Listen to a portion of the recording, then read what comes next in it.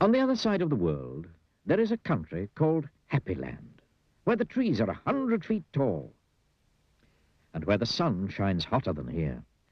And, as you might very well expect, everybody who lives in Happy Land is as happy as the day is long. Wherever you go, you see smiling faces all around. It's such a happy place that even the flowers seem to smile in Happy Land. And as well as all the people being happy, all the animals in Happy Land are happy as well.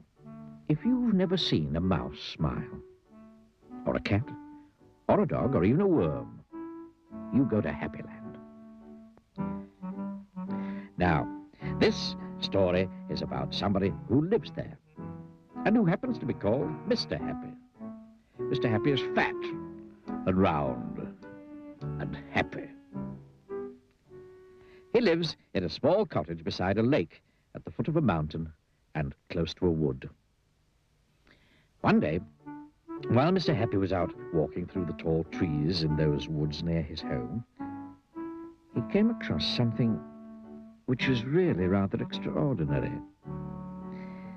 There, in the trunk of one of the very tall trees, was a door. Not a very large door, but nevertheless, a door.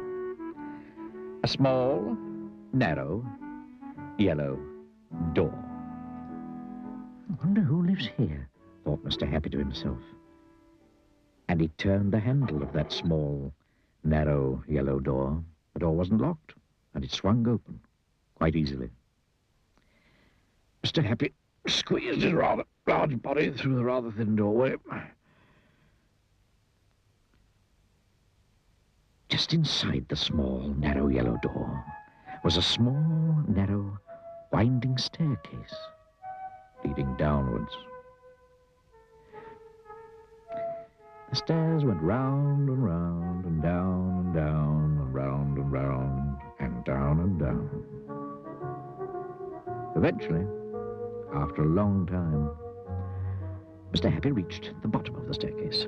He looked around and saw, there in front of him, another small, narrow door, but this one was red. Mr. Happy knocked at the door. "Who's there?" said a voice.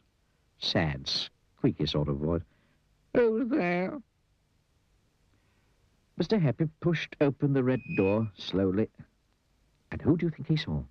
There, sitting on a stool, was somebody who looked exactly like Mr. Happy, except that he didn't look happy at all. In fact, he looked downright miserable. "Hello, Mr. Happy." "I'm Mr. Happy." "Oh, how are you indeed?" sniffed the person who looked like Mr. Happy but wasn't. "Well, my name's Mr. Miserable, and I'm the most miserable person in the world." "Why are you so miserable?" asked Mr. Happy. "Because I am," replied Mr. Miserable.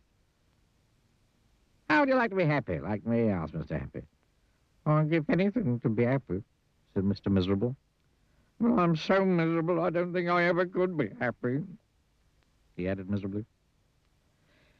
Mr. Happy made up his mind quickly. "Follow me," he said. "Where to?" asked Mr. Miserable. "Don't argue," said Mr. Happy. And he went out through the small, narrow red door. Mr. Miserable hesitated and then followed. Up and up the winding staircase they went. Up and round and round and up and round and round and up until they came out through the yellow door and into the wood. "Follow me," said Mr. Happy again, and they both set off through the wood back to Mr. Happy's cottage.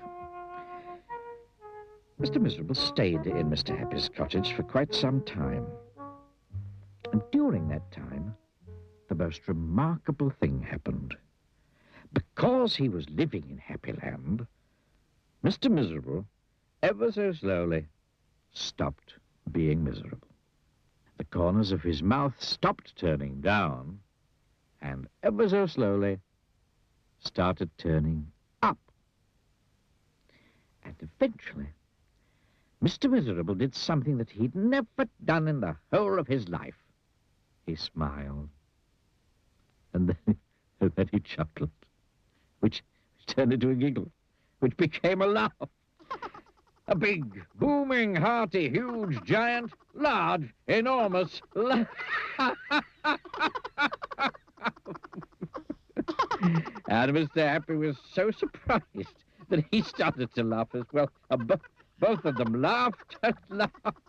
They laughed. They laughed until their sides hurt and their eyes watered. Mr. Miserable laughed and laughed and laughed. And Mr. Happy laughed and laughed and laughed. And because they were laughing so much, everybody who saw them started laughing as well.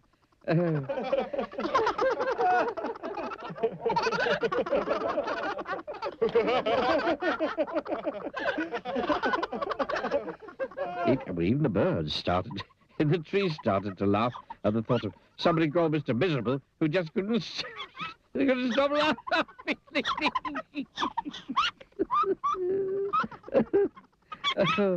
That really is the end of the story. Except to say that if ever you feel as miserable as Mr. Miserable, well, you know exactly what to do, don't you? Just turn the corners of your mouth up. Go on. Try it.